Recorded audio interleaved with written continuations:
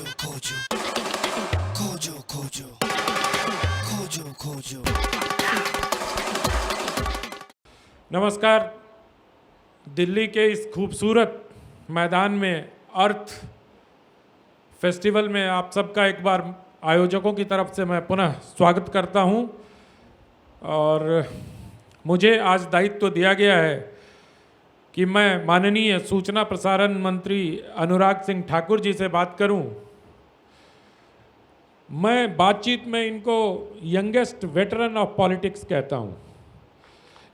ये चौथा टर्म है इनका लोकसभा में और सबसे कम उम्र में अपनी पार्टी के मुख्य सचेतक रह चुके हैं।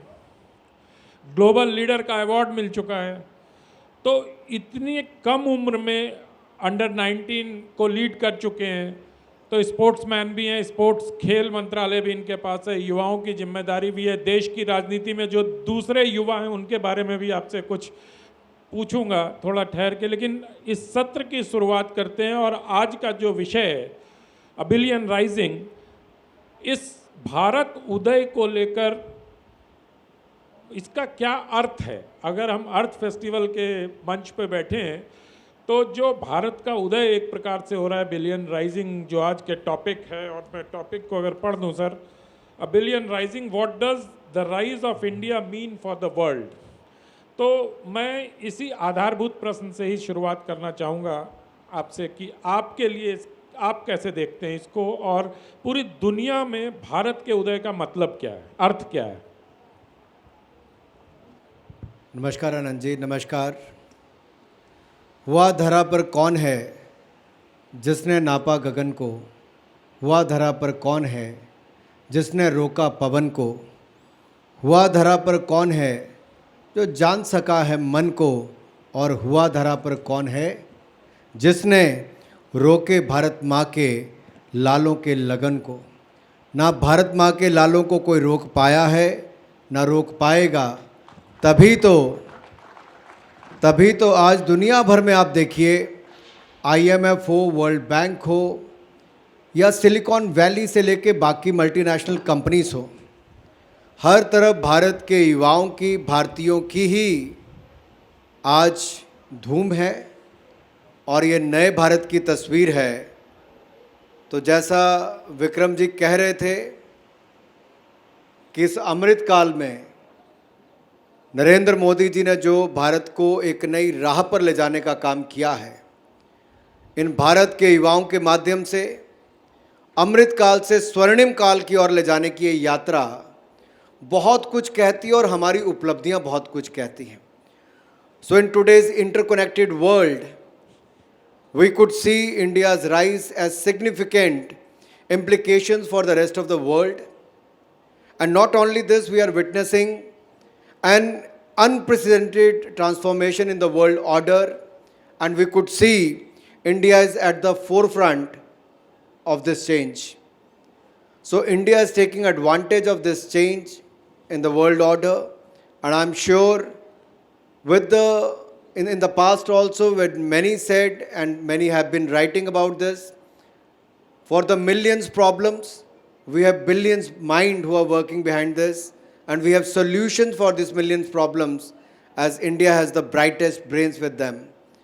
So मुझे लगता है जब दुनिया की निगाहें भारत की ओर है, तो कोई भी सेक्टर हो, आर्ट से आर्किटेक्चर की हो, डिफेंस से डिजिटल स्पेस की हम बात करते हो, हाउसिंग से हेल्थ केयर की बात करते हो, हर क्षेत्र में भारत ने अपना वो समाधान दिखाए हैं। और if it works in India, it works in any other part of the world as well.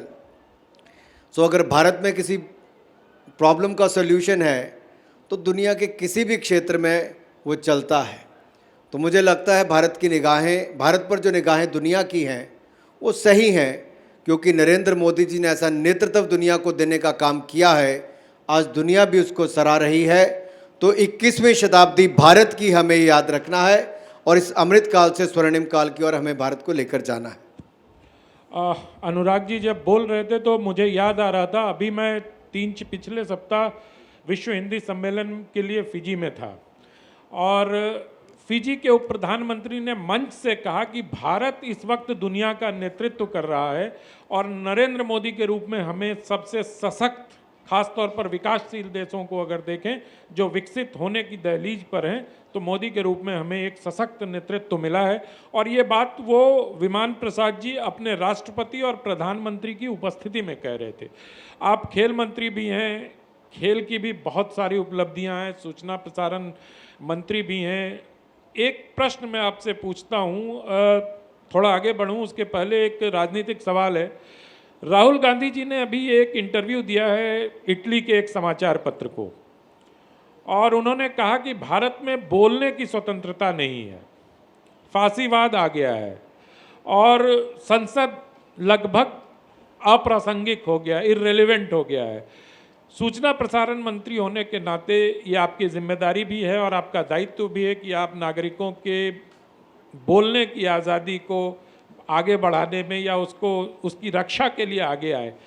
Rahul Gandhi जी ने ये कहा है कि मैं यात्रा में जो तपस्या की उसके बाद मुझे ऐसा लगा, तो तपस्या के बाद जो ये उनको ज्ञान प्राप्त हुआ, इसके बारे में आपकी क्या राय है? क्या सचमुच देश में फांसीवाद आ गया है? अभिव्यक्ति की आज़ादी, इसके हम पहले से समर्थक रहे हैं और ये वो कह रहे हैं जिनके नाम पर देश का इमरजेंसी का काल रहा है। अगर देश ने कभी इमरजेंसी देखी है, आम व्यक्ति से लेकर भारतीय नागरिक से लेकर मीडिया पर अगर प्रतिबंध कभी लगा तो इंदिरा गांधी जी के शासनकाल में लगा, जो राहुल गांधी जी की दादी हैं। और शायद वो भूल गए उस समय जो हुआ, जिस कठिन समय से देश का हर नागरिक गुजरा, अगर उस समय उनके खिलाफ कोई खड़ा हुआ तो भारत के हमारी जो भारतीय जनता पार्टी है, उस समय हम जनसंघ के नाम से जाने जाते थे, वो लड़ाई हम लोगों ने लड़ी है, देश के अन्य नागरिकों ने लड़ी है। और आज चाहे पार्लियामेंट, संसद हो या सड़क पर हो, कोई भी व्यक्ति अपनी बात खुलकर कह सकता है। और राहुल गांधी जी मुश्किल से पार्लियामेंट में नज़र आते हैं, आ जाएं तो अपनी बात कहकर चले जाते हैं, दूसरों की बात सुनने की उनमें क्षमता नहीं है। मैं तो इतना ही कहूँगा, संसद हो, सड़क हो, हर किसी को अपनी बात कहने की आज़ादी है, लेकिन कोई देश को तोड़ने की बात करता है, देश में इस तरह की बातें करता है, देश में समाज में तनाव पैदा हो, तो उसके लिए कानून को जो काम करना होता है वो कानून काम करता है। उसके लिए हमने कहीं पर किसी को रोक नहीं लगाई है। आप देखते होंगे समाचार पत्रों में, टीवी चैनल्स पर भी लोगों को अपनी बात कहने का अधिकार है, लेकिन अगर कोई देश को तोड़ने की बात करे, देश में इस तरह का वातावरण पैदा करे, तो उसके खिलाफ जो नियम है उसके अनुसार कार्रवाई होती है। कहते हैं लोग देश में अघोषित आपातकाल है और आप मीडिया संस्थानों पर आप दबाव बनाते हैं। मैं आपके ही चैनल पर बैठा हूं, सबसे बड़े न्यूज़ चैनल्स में से एक है, और इसमें स्पष्ट तौर पर कहना चाहता हूं, आज देश में एक ऐसी सरकार है जो देश के युवाओं को, उसकी सोच को पंख लगाने का काम करती है। चाहे वो स्टार्टअप से लेके बाकी सेक्टर्स हों, वहाँ तक आगे बढ़ने का अवसर देती है। और आज केवल न्यूज़पेपर्स नहीं है, न्यूज़ प्रिंट तक सीमित नहीं है, टीवी चैनल्स तक सीमित नहीं है, आज डिजिटल प्लेटफॉर्म पर भी कोई भी अपनी बात कह सकता है। इतना ज़रूर है कि प्रेस इन्फॉर्मेशन ब्यूरो के माध्यम से हम लोग फैक्ट चेक करने का काम करते हैं कि सरकारी खबर के बारे में कोई अगर गुमराह करने का काम करता है, हम देश के सामने सच्ची बात रखते हैं कि ये सही है या कि नहीं है। लेकिन अगर आप दुनिया भर में देखें, कोविड-19 पेंडेमिक के समय दुनिया भर के देशों ने कहा ये पेंडेमिक से ज़्यादा इन्फोडेमिक था, यानी कि भ्रम फैलाने का काम ज़्यादा हुआ, उसके कारण मौतें भी ज़्यादा हुई हैं। तो प्लेटफॉर्म्स नए मिले हैं अपनी बात रखने के, लेकिन वो इसलिए नहीं है कि आप दुनिया को गुमराह करें। अखबार में या टीवी चैनल पर तो एडिटोरियल बोर्ड है जो उसकी जिम्मेदारी लेता है, लेकिन ऑनलाइन प्लेटफॉर्म पर ये नागरिक की जिम्मेदारी ज़्यादा बनती है कि वो क्या उस पर डालता है, क्या वो भ्रम फैलाने वाला है, झूठ है, या वो सही खबर साझी करना चाहता है। मुझे लगता है ऐसे प्लेटफॉर्म्स का सदुपयोग होना चाहिए, दुरुपयोग नहीं होना चाहिए। तो नागरिकों को ये ताकत तो मिली है, लेकिन ये ताकत विवाद पैदा करने के लिए, झगड़े कराने के लिए नहीं होनी चाहिए, बल्कि जानकारी साझा करने के लिए होनी चाहिए और देश को और सूचना देने की होनी चाहिए।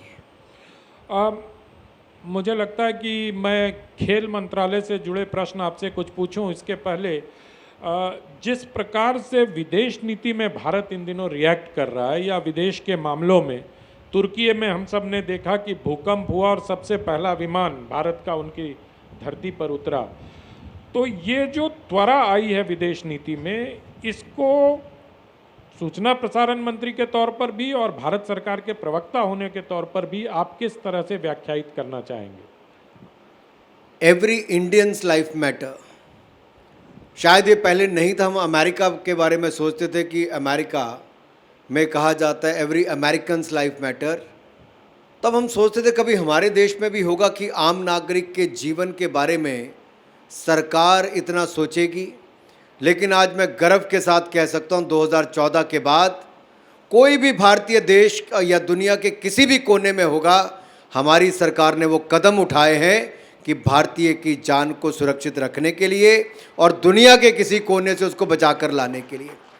सीरिया लीबिया के संकट आए हों, वहाँ से भी भारतीयों को बचाने की बात हो, और नेपाल में अर्थक्वेक आया या अफ़गानिस्तान का संकट खड़ा हुआ या यूक्रेन में युद्ध छिड़ा, तब भी ऑपरेशन गंगा चलाकर 21,000 भारतीयों को ऑपरेशन गंगा के माध्यम से जीवित और सुरक्षित बचाकर लाने का काम, बगैर खरोंच लगे लगाने का काम नरेंद्र मोदी जी की सरकार ने किया।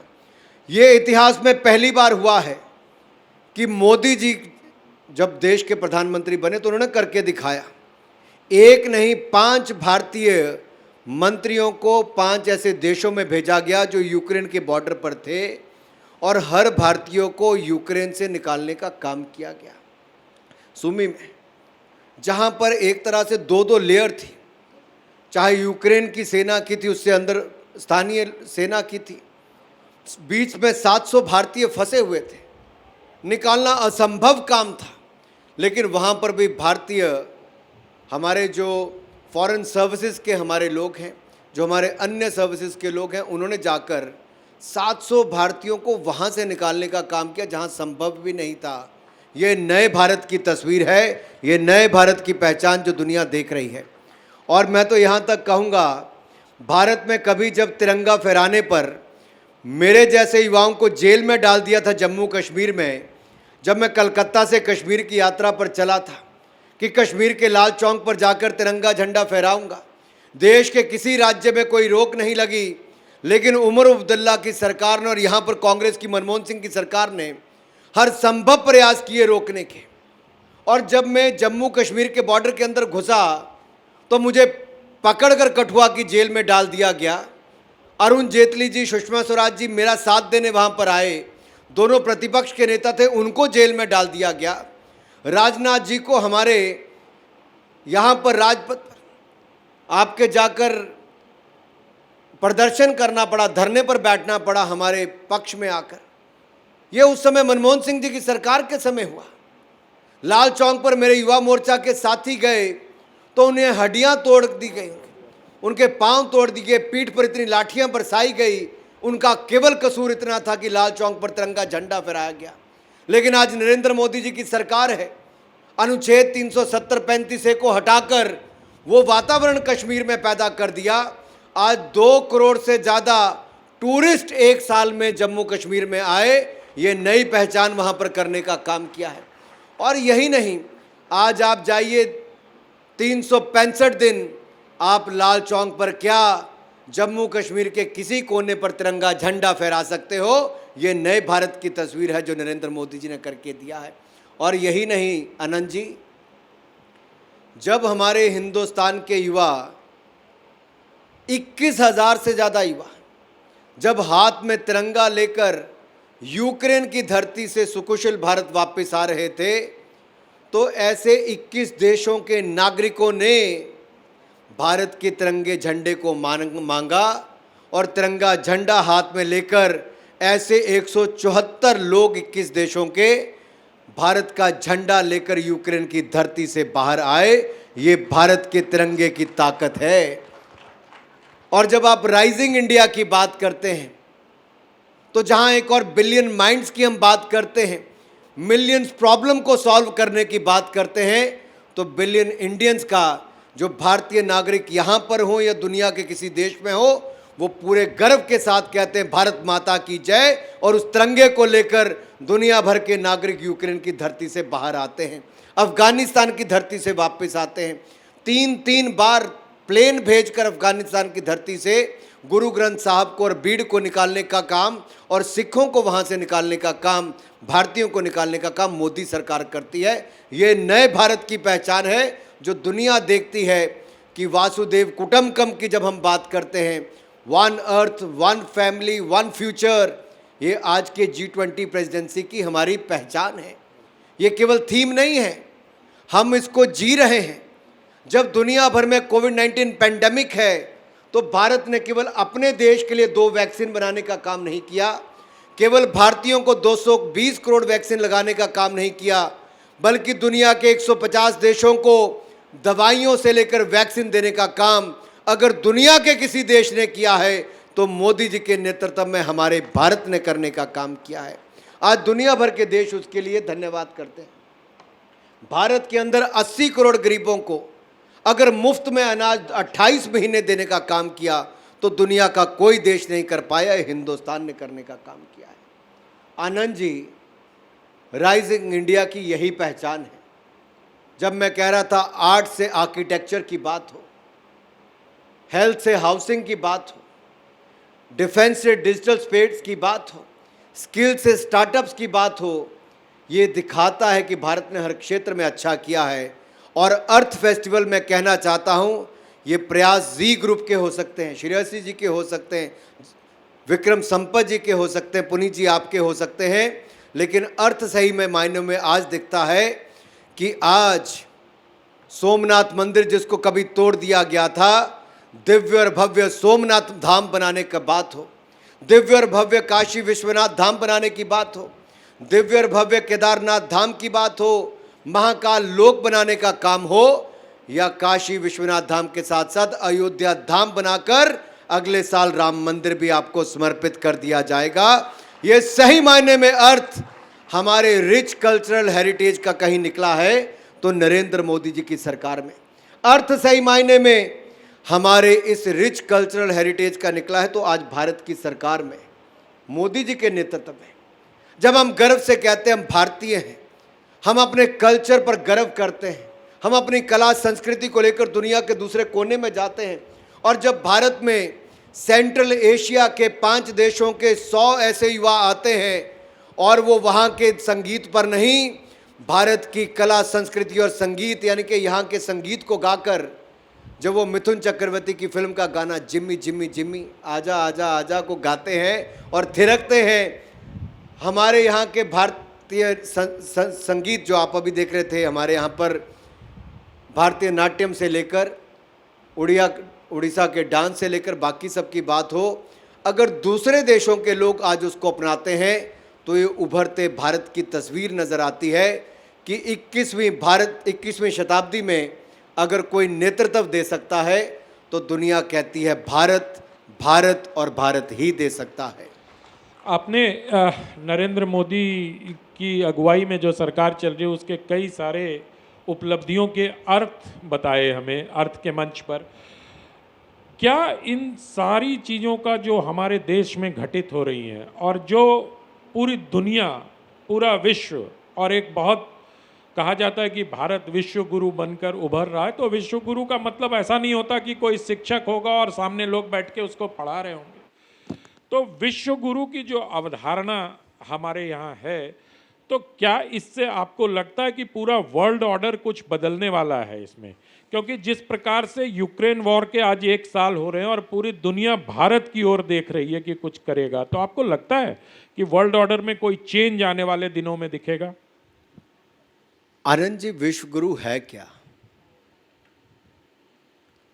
क्योंकि आम जनमानस की भाषा में विश्व गुरु क्या, यानी कि आप किस किस क्षेत्र में दुनिया को नेतृत्व दे सकते हैं, या हम ये कह सकते हैं we are not following, we are leading today.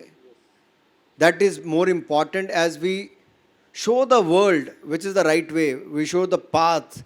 For example, if you look at 2014, when Prime Minister Modi addressed the first UN Nation General Assembly, he could have only addressed it, but he took to the world the idea of yoga.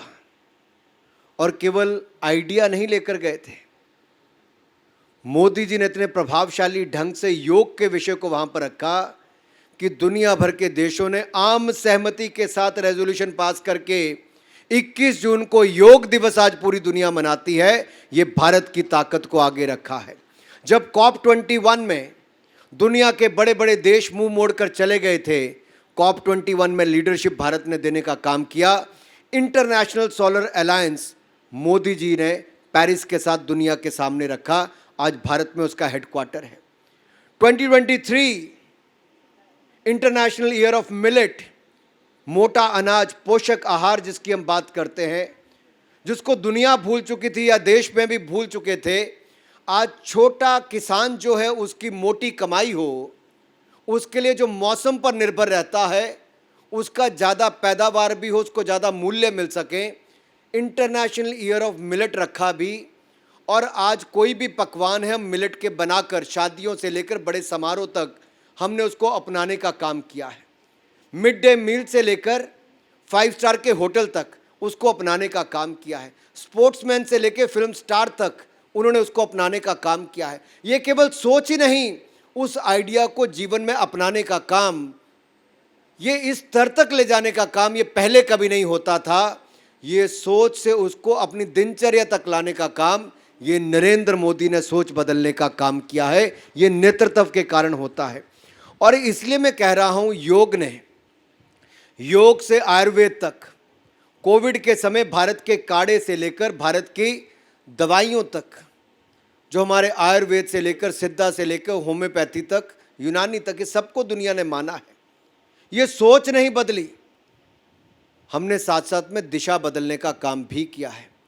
इसीलिए जब आप कहते हो कि विश्व गुरु क्या, आज हमारे कल्चर को देखने के लिए, हमारी संस्कृति को देखने के लिए, आज आप यहाँ कोई वेस्टर्न परफॉर्मेंस करा सकते थे, लेकिन पुनीत जी, श्रेयस जी, आप लोगों ने यहाँ भारत की अलग अलग आर्ट फॉर्म्स को यहाँ पर दिखाने का काम किया है। ऐसे मंचों से ही भारतीय संस्कृति को बचाने और बढ़ाने का काम होता है।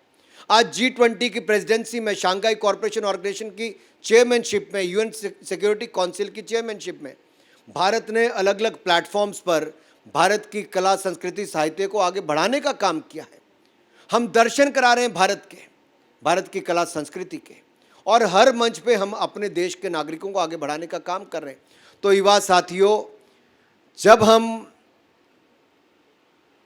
ग्लोबल लीडरशिप की बात करते हैं तो मैं कह सकता हूं हम कहीं नहीं थे स्टार्टअप्स में, लेकिन ये जो भारत के युवा मेरे सामने बैठे हैं, मोदी जी ने इनका हाथ पकड़ने का काम किया, नई नीतियां लाने का काम किया। तो पिछले 8 वर्षों में भारत के युवाओं ने स्किल इंडिया के स्टार्टअप इंडिया के माध्यम से आज दुनिया का 3rd लार्जेस्ट स्टार्टअप इकोसिस्टम हमारा भारत बना है।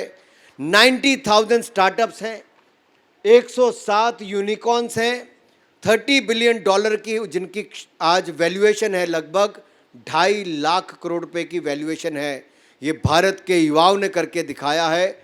मैं आपको कह सकता हूँ, ये कोई भी सेक्टर हो, हेल्थ केयर में वैक्सीन की बात करूँ या आयुष्मान भारत की बात करूँ या 1.5 लाख हमारे हेल्थ एंड वेलनेस सेंटर की बात करूँ, हर क्षेत्र में युवाओं ने नई पहचान देने का काम किया है। ड्रोन का सेक्टर देखिए, हम कहीं नहीं थे 2 साल पहले, लेकिन उस पॉलिसी पर मोदी जी ने स्वयं इतना टाइम दिया है। आज ड्रोन चाहे एग्रीकल्चर हो, चाहे सर्विसेज सेक्टर में हो, चाहे आपके डिलीवरी के सेक्टर में हो, ड्रोन हर क्षेत्र में, फर्टिलाइज़र स्प्रे की बात हो, आज ड्रोन ने हर क्षेत्र में अपना योगदान देने का काम किया है।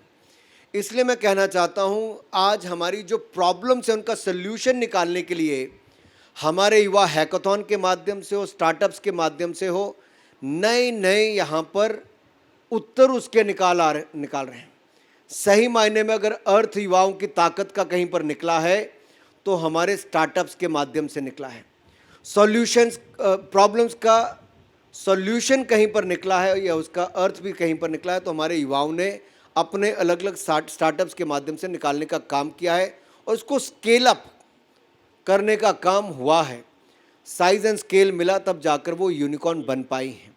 इसलिए मुझे पूर्ण विश्वास है देश के युवाओं पर, उनकी क्षमता पर भी, जिन्होंने अगर इतने कम समय में ये किया है तो भविष्य का भारत क्या होगा, मैं यही कह सकता हूँ, इन युवाओं के माध्यम से दुनिया को नेतृत्व देने वाला ही भविष्य का भारत होगा। आप खेल मंत्री भी हैं, युवा मामलों के मंत्री भी हैं, युवाओं पर आपने खेल में पिछले दिनों हमने देखा ओलंपिक में हमारा प्रदर्शन काफ़ी अच्छा रहा और स्पोर्ट्स इंफ्रास्ट्रक्चर पर पिछले दिनों काफ़ी काम हुआ है। भविष्य की आपकी क्या योजनाएं हैं कि मेडल टैली में जो डिफरेंट इंटरनेशनल इवेंट्स होते हैं उसकी मेडल टैली में हम थोड़ा और ऊपर जा सकें? मुझे लगता है सबसे पहले तो मानसिकता बदलने की आवश्यकता है। सोच बदलो, देश बदलेगा। और कहीं ना कहीं मानसिकता बदलने का काम, सोच बदलने का काम प्रधानमंत्री मोदी जी ने किया। एक समय ऐसा था देश के एथलीट मेडल जीतकर भी लाते थे तो पहचान नहीं मिलती थी,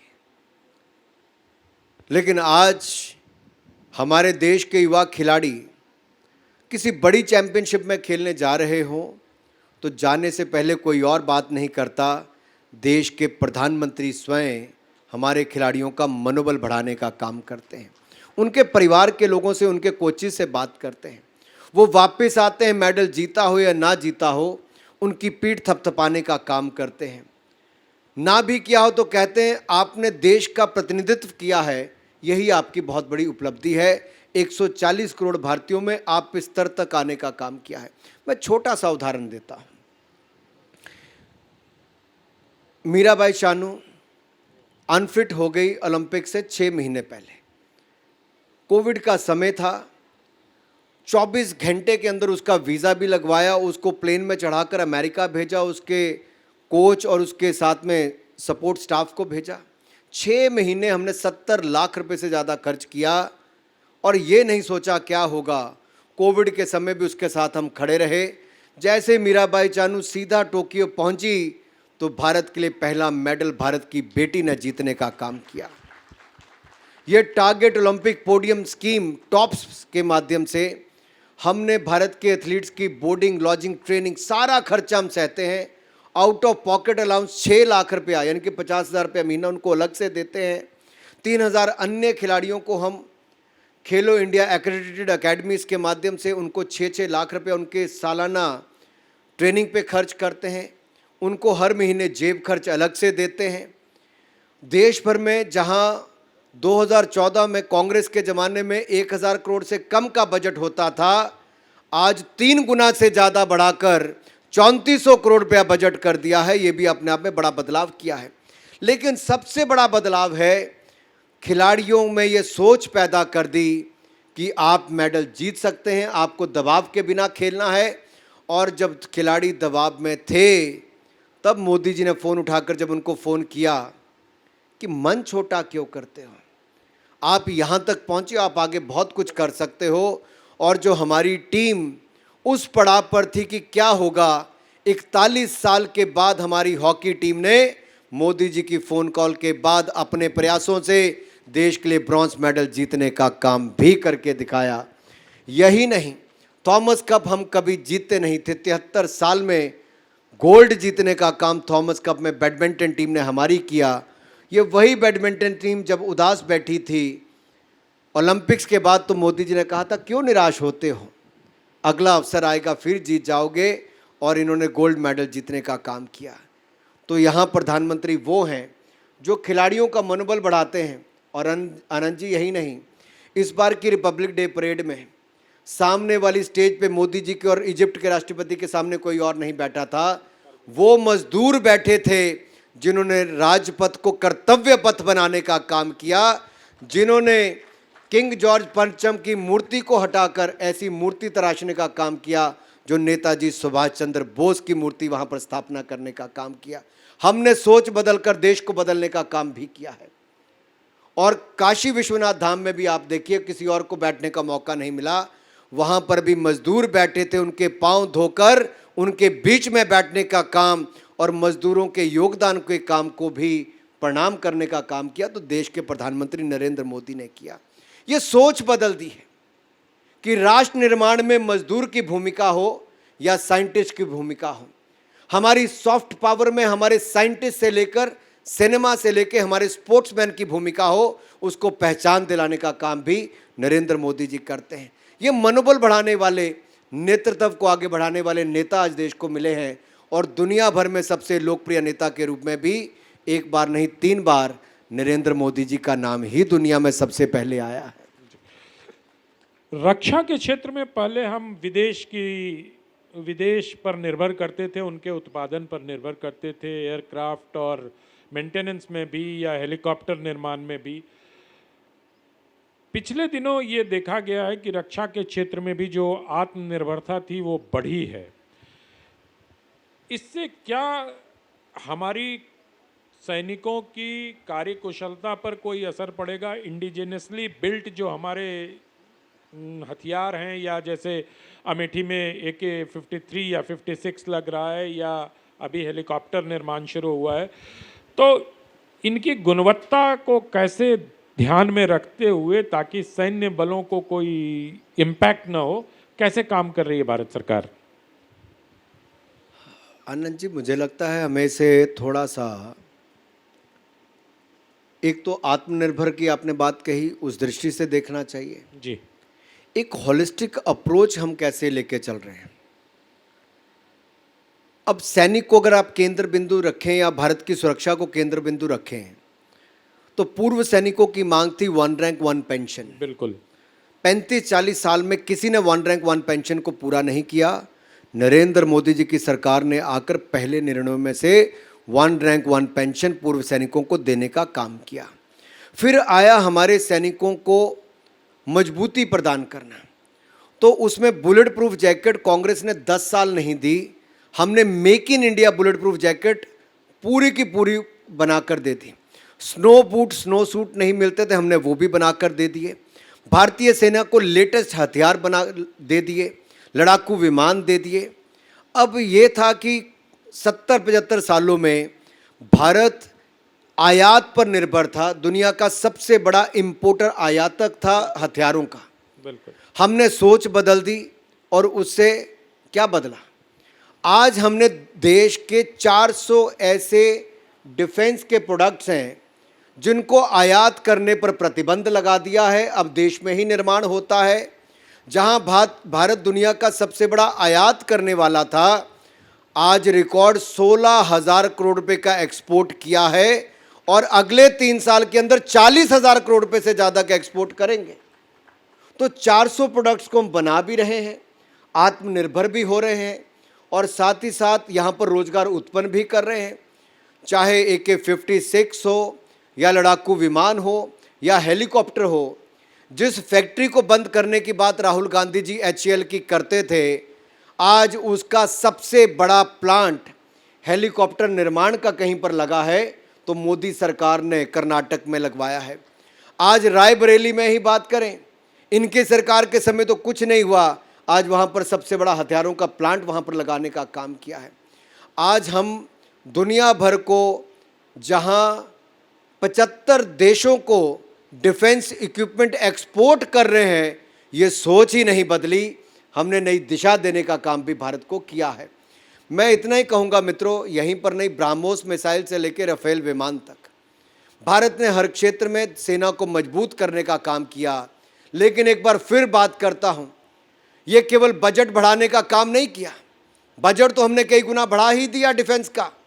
मनोबल भी भारतीय सेना का कैसे बढ़ाया है। जब अतिक्रमण करने का काम चीन की तरफ से हुआ तो भारत के प्रधानमंत्री और रक्षा मंत्री भारत की सेना के साथ हमारे बॉर्डर पर जाकर खड़े हुए।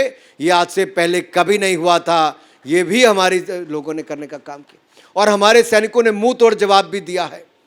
लेकिन दुख इस बात का होता है कि जब भारत के सैनिक कुछ अच्छा करते हैं तो उन पर प्रश्न चिन्ह खड़ा करने का काम कांग्रेस से लेकर आम आदमी पार्टी करती है, विपक्ष की कुछ पार्टियां करती है। सर्जिकल स्ट्राइक हमारे सैनिकों ने करके आतंकवादी ठिकानों को ध्वस्त करने का काम किया, लेकिन हमारे सैनिकों के हौसले पस्त करने के लिए हमारे विपक्ष के नेताओं ने कोई कसर नहीं छोड़ी। यह दुर्भाग्य है इस देश का कि जहां एक और सेना का मनोबल बढ़ाने का काम नरेंद्र मोदी जी करते हैं, वहीं उनके हौसले पस्त करने का काम हमारी विपक्षी दल करते हैं। ऐसा नहीं होना चाहिए। ये सैनिक अपनी जान पर खेलते हैं किसके लिए?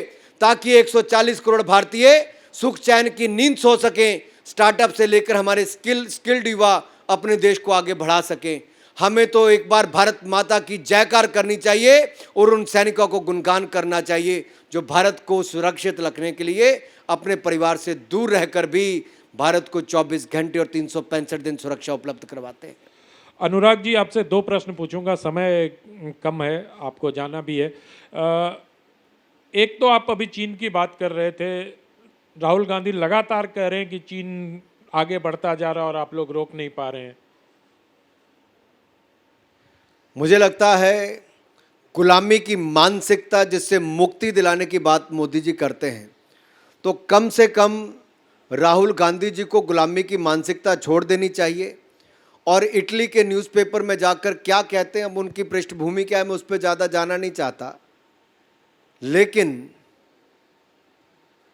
ये इतना जरूर कहना चाहता हूँ, इस सोच से मुक्ति पानी जरूर थी। और मोदी जी ने जब पंच प्रण की बात की तो उसमें पहला ये कहा, पहला प्रण विकसित भारत का निर्माण करना, दूसरा गुलामी की सोच से गुलामी की मानसिकता से मुक्त होना, तीसरा अपने गौरवशाली इतिहास पर गर्व करना, चौथा एकता एकजुटता को बनाए रखना, और पांचवा नागरिकों को कर्तव्य पालन की ओर लेकर जाना।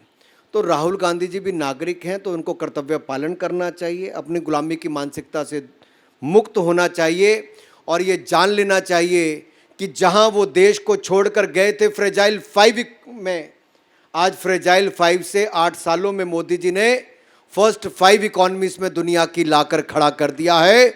10वें से 5वें नंबर की अर्थव्यवस्था को भारत को बना दिया है। और ये पॉलिसी पैरालिसिस से लेकर आज भारत की पॉलिसी मेकिंग की ओर दुनिया देखती है, भारत के नेतृत्व की ओर दुनिया देखती है। यही बड़ा बदलाव हुआ है। दुर्भाग्य ये है कि जब चीन अतिक्रमण कर रहा था तो राहुल गांधी जी चाइनीज़ एम्बेसडर और चाइनीज़ नेताओं के साथ भोजन खा रहे थे और ना जाने क्या क्या चर्चा कर रहे थे। राहुल गांधी जी की Rajiv Gandhi foundation Chinese fund लेती है, ना जाने किस बात के लिए लेती, शायद इसीलिए लेती है कि उनको चीन ही आगे चलता नज़र आता है, उनको भारत के बढ़ते कदम नज़र नहीं आते। और मैं कहना चाहता हूँ, भारत यहीं रुकने वाला नहीं है। ये दुनिया भर की ताकतें जो लगी हैं, एक के बाद दूसरा प्रोपेगेंडा और एक एजेंडा के तहत जो भारत को अस्थिर करने का काम किया जाता है, बदनाम करने का काम किया जाता है, ये बढ़ते भारत की ताकत को ये रोक नहीं पाएंगे। चाहे किसी चैनल को पकड़ लें, किसी बिलियनियर को पकड़ लें, चाहे किसी और मंच को पकड़ लें, ये नरेंद्र मोदी जी के नेतृत्व का नया भारत है जो अमृत काल में स्वर्णिम काल की ओर ले जाने के लिए चला है। हमें रोक नहीं पाएंगे, हम आगे ही बढ़ते चले जाएंगे।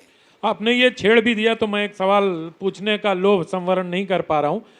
जिस प्रकार से विदेश के मीडिया में, या जिस प्रकार से बिलियनियर का नाम लिया सोरोस का आपने, उसने जिस प्रकार से कही, या जिस प्रकार से रिसर्च एजेंसीज भारत के को टारगेट करते हुए इस तरह की रिपोर्ट्स कर रही हैं, क्या भारत सरकार की कोई इसको काउंटर करने की योजना, जैसे आपने यहाँ पीआईबी को फैक्ट चेक का काम दिया, तो वर्ल्ड लेवल पर उस तरह के दुष्प्रचार को काउंटर करने का कोई प्लान आप लोगों के पास है?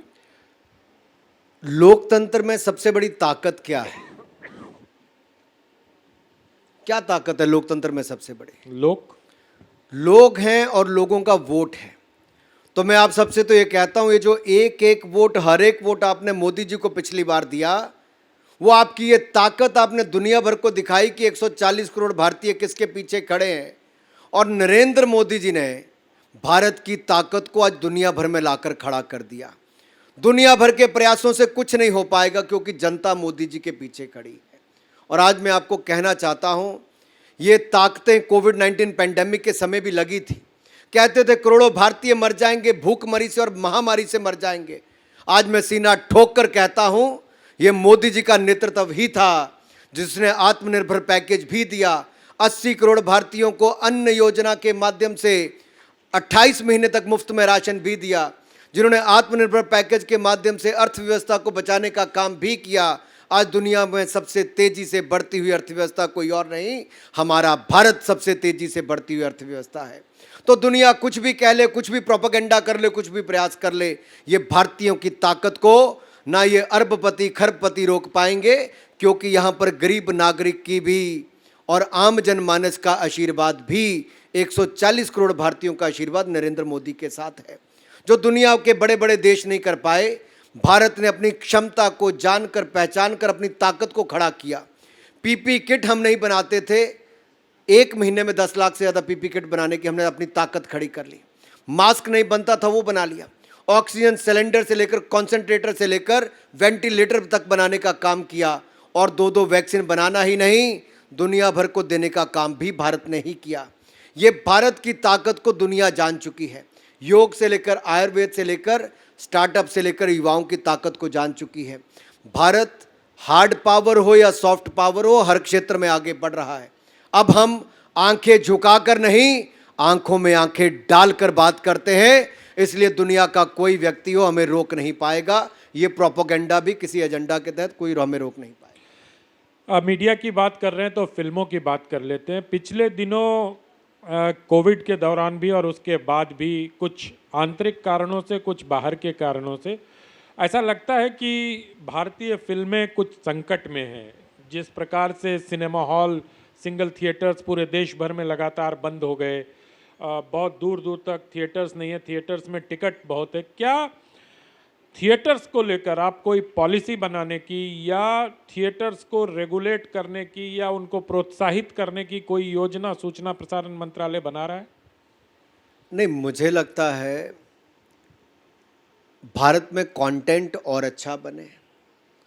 आज हमारे अच्छे फिल्म्स के कारण, अच्छे कंटेंट के कारण दुनिया भर में हमारी धूम है, और हमें इस क्षेत्र को थोड़ा और पकड़ना चाहिए। इसलिए पकड़ना चाहिए कि हमारे जो इंडिया है वो स्टोरी टेलिंग कंट्री है। हमारे पास बहुत सारी कहानियाँ, गांव-गांव से जुड़ी हुई हज़ारों कहानियाँ हैं। हमारे पास ऐसे कैरेक्टर्स हैं जिनके ऊपर बहुत कुछ लिखा जा सकता है, बहुत कुछ बनाया जा सकता है। पोस्ट प्रोडक्शन हब भारत बनना चाहिए, हमारे यहाँ पर शूटिंग हब भारत बनना चाहिए, टेक्नोलॉजी का लोभ भारत को उठाना चाहिए। तो मैं तो यही कहूँगा, हमारी पॉलिसीज़ जो हैं वो इनवाइट करे ज़्यादा से ज़्यादा लोगों को यहाँ पे शूटिंग के लिए, पोस्ट प्रोडक्शन के लिए, कंटेंट क्रिएशन के लिए, और हम उस तरह से नीतियाँ बना भी रहे हैं। India has the power to become the content hub of the world. India has the power to become the post production hub of the world. India has power to become the shooting hub of the world. And we have showcased how our films from regional with the good content, they have no more regional, they become global now. So इस केवल क्षेत्रीय नहीं, अंतर्राष्ट्रीय भी बनी है। RRR से लेकर आप अन्य फिल्मों की ओर देखेंगे, ये भारत की ताकत है। लेकिन भारत में सिनेमा हॉल्स की कमी है, इसको बढ़ाना चाहिए। मैं तो आपसे दूसरी तरफ जा रहा हूँ कि इसको कई गुना ज़्यादा भारत के सिनेमा हॉल्स को बढ़ाना चाहिए, ताकि हम देश के अंदर भी, दुनिया के अंदर भी भारत के कंटेंट को दिखा सकें। जो OTT प्लेटफॉर्म्स है वहाँ पर भी हमारे कंटेंट ज़्यादा लोकल बने, तो हमारे क्रिएटिव माइंड्स को ज़्यादा उस पर ताकत मिल पाएगी। इसलिए उसको थोड़ा लिबरल भी रखा गया, बहुत बांधा नहीं गया है कि लोग स्वयं तय करें कि किसको क्या देखना है, क्या हमें देश और दुनिया के लिए बनाना है। क्रिएटिविटी को मारना नहीं, क्रिएटिविटी को और बढ़ाने की आवश्यकता है। लेकिन नागरिकों को, क्रिएटर को भी ये सोचना है कि सीमाओं को लांघना नहीं है। There is a very thin line, and वो लक्ष्मण रेखा को हमें क्रॉस नहीं करना चाहिए, नहीं तो सरकार को फिर इंटरवीन करना पड़ता है। मैं तो यही कहूँगा कि बहुत बड़ा अवसर भारत के पास है इस क्रिएटिव फील्ड में अपनी ताकत को दिखाने का। और मैंने आपको रशिया से लेकर, सेंट्रल एशिया से लेकर बाकी दुनिया भर के देशों का उदाहरण दिया, कैसे भारत ने अपनी क्रिएटिविटी, अपने सिनेमा, अपने रिच कल्चरल हेरिटेज, इसके माध्यम से दुनिया भर में अपनी पहचान बनाई है। और हमारा जो आज दुनिया भर को एक मेंटल हेल्थ की जब हम बात करते हैं, तो मेंटल हेल्थ के लिए भी लोग योग और आयुर्वेद की ओर देख रहे हैं। हमें उस फील्ड को भी बहुत तेज़ी के साथ अपनाना चाहिए। लोग स्पिरिचुअलिटी की ओर देख रहे हैं। हमारे भारत के पास, मैं कहता हूँ, हर मुसीबत का हल हमारे पास है। For million problems we have billion solutions, because there are billion minds are working behind that. एक आखिरी सवाल, आपके बॉस बहुत टफ टास्क मास्टर हैं। आपके जो बॉस हैं वो खुद भी बहुत काम करते हैं। पिछले दिनों हमने जयशंकर का एक इंटरव्यू सुना विदेश मंत्री का कि किस तरह जब अफगानिस्तान में ऑपरेशन चल रहा था तो रात 3 बजे पूछ रहे थे जग के। ऐसे टफ टास्क मास्टर के साथ आप लोग कैसे कोप अप कर पाते हैं? मुझे लगता है मीडिया में एक जो छवि है टफ टास्क मास्टर, इसके साथ साथ is a very kind hearted person. इतने नरम दिल इंसान है जो एक गरीब से गरीब व्यक्ति के बारे में भी इतना सोचते हैं, और शायद उनकी सोच के केंद्र बिंदु में भारतीय नागरिक है, गरीब जनता है, जो वंचित, शोषित, पीड़ित है, उसके बारे में जो मोदी जी सोचते हैं, इसीलिए ही वो कहीं ना कहीं इतना कुछ कर पाते। मैं तो ये कहूँगा, आप उनको टफ टास्क मास्टर कह लीजिए या हार्ड वर्किंग इंडिविजुअल कह लीजिए, मैं तो यही कहूँगा वो 24 घंटे जीते हैं इस देश के लिए, देश के नागरिकों के लिए, भारत के लिए, भारतीयों के लिए। यही कारण है कि आज देश दुनिया में ऐसा काम कर पा रहा है। और जिस देश का प्रधानमंत्री इतना समर्पित हो, इतना मेहनती हो, तो उस नेता के नीचे काम करने वाली टीम में वो समर्पण भाव और वो मेहनत नेचुरली आ जाती है। जब आप अपने नेता को देखते हैं कि रात के 1 बजे भी वो आपको फ़ोन करते हैं कि देश के इस कोने में ये हो रहा है, इसका ये समस्या का हल, इसका निकलना चाहिए, और सुबह 7 बजे आपके उठने से पहले आपसे रिपोर्टिंग ली जाए, तो आप सोच सकते हैं कि वो व्यक्ति 1 से 7 बजे के बीच में भी सोया नहीं होगा। वो सोच ही रहा होगा कि इसका हल निकल गया कि नहीं निकला। आपदा उत्तराखंड में आई थी, आप याद करिए। मोदी जी उस समय देश के प्रधानमंत्री नहीं थे, गुजरात के मुख्यमंत्री थे। गुजरात के मुख्यमंत्री थे, लेकिन उत्तराखंड में उन्होंने वहां पर मदद देने का काम किया, गुजरात की सरकार के नाते मदद करने का काम किया। भुज में संकट आया था, अर्थक्वेक आया था, ताजे ताजे मुख्यमंत्री बने थे, वहां पर जो किया वो बेस्ट प्रैक्टिसेस को लेकर आज टर्की, सीरिया में अगर अर्थक्वेक आया है तो फर्स्ट रिस्पॉन्डर के रूप में भारत दुनिया के सामने खड़ा आया है। जो कभी मदद मांगने वाला था आज मदद करने वालों में खड़ा आया है। ये सोच को बदला है, भारत की छवि को बदला है।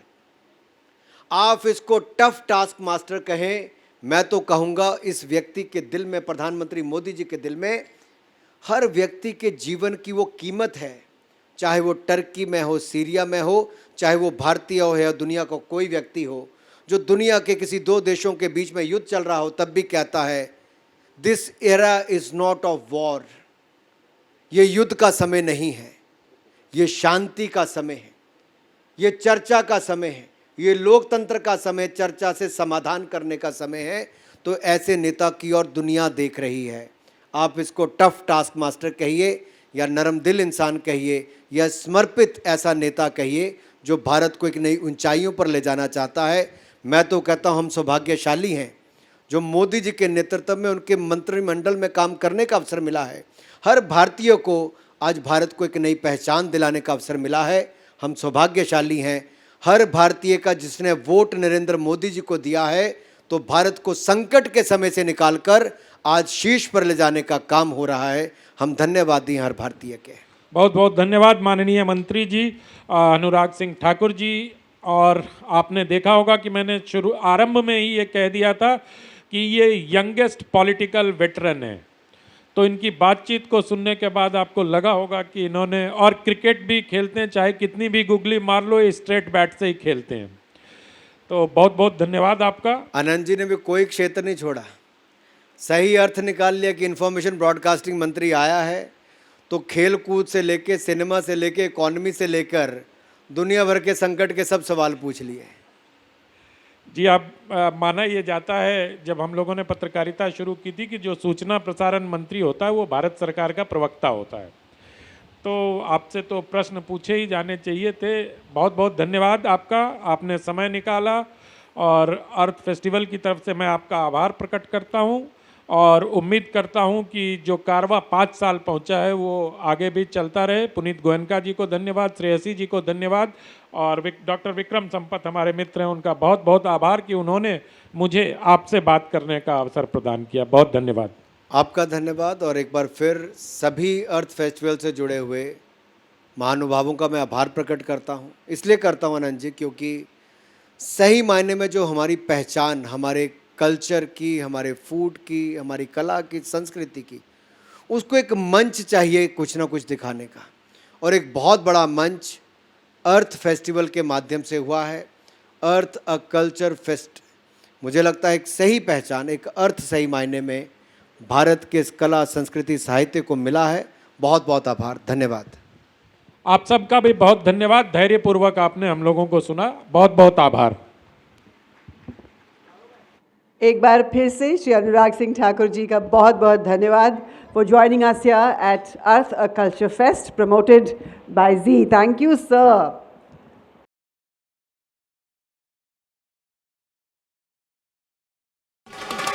खोजो खोजो